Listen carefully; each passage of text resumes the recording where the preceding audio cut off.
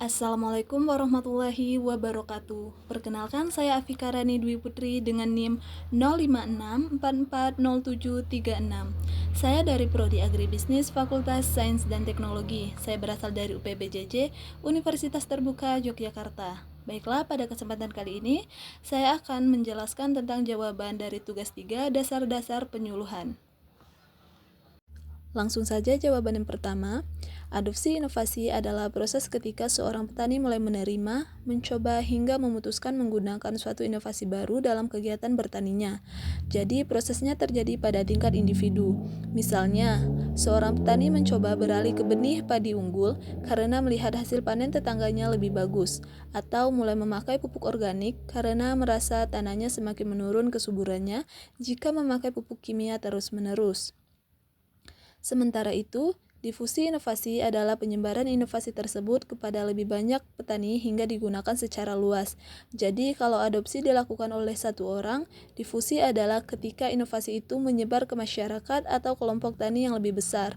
Contohnya, informasi tentang varietas padi unggul menyebar dari satu petani ke petani lain. Lalu akhirnya dipakai oleh satu desa atau bahkan satu kecamatan.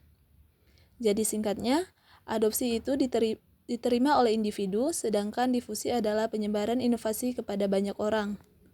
Yang kedua, untuk mempercepat proses difusi inovasi pertanian, penyuluh memiliki peran yang sangat penting. Penyuluh bukan hanya menyampaikan informasi, tetapi juga menjadi jembatan agar inovasi yang awalnya hanya dikenal oleh beberapa orang dapat digunakan oleh petani secara luas.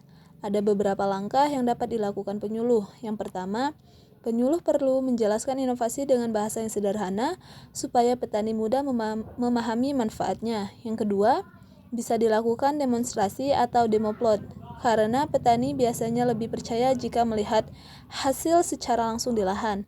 Ketiga, penyuluh dapat mengadakan pertemuan rutin seperti diskusi kelompok tani, kelas lapangan, atau kegiatan praktek di desa.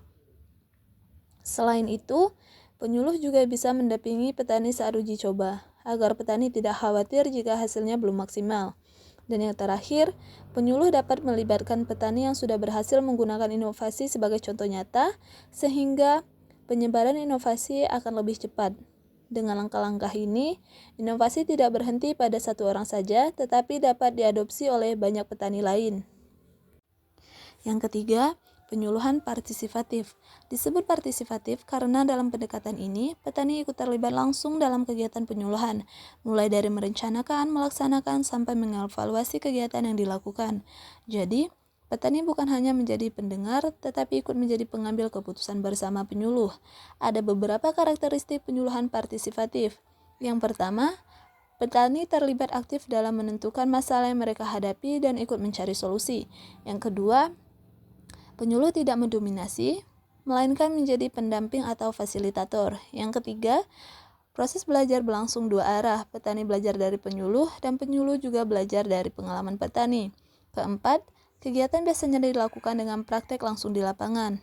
Dan yang terakhir, hasil inovasi biasanya lebih bertahan lama karena petani memiliki rasa andil dalam prosesnya. Jadi intinya, penyuluhan ini mengutamakan kebersamaan, kerjasama, dan saling belajar. Yang terakhir, sekarang saya akan membandingkan pendekatan laku atau latihan dan kunjungan dengan pendekatan penyuluhan partisipatif dari beberapa aspek. Dari segi tujuan, laku bertujuan memberikan pelatihan dan kunjungan lapangan agar petani mendapatkan materi dan contoh praktik. Sedangkan pendekatan partisipatif lebih menekankan agar petani ikut serta dalam proses penyuluhan dan pemecahan masalah secara mandiri. Dari segi sasaran, laku biasanya diterapkan ke individu atau kelompok kecil petani, sedangkan partisipatif lebih cocok untuk kelompok tani yang ingin berkembang secara bersama-sama.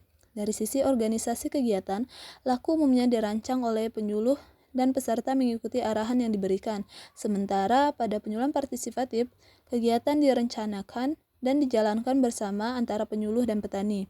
Dari segi metode, laku menggunakan pelatihan dan kunjungan, sedangkan partisipatif lebih banyak memakai metode praktik langsung, diskusi kelompok, dan pemecahan masalah bersama. Terakhir, peran penyuluh pada laku lebih dominan sebagai pengajar, sementara pada pendekatan partisipatif, penyuluh menjadi pendamping dan bekerja sama petani sebagai mitra. Baik, sekian dari saya. Wassalamualaikum warahmatullahi wabarakatuh.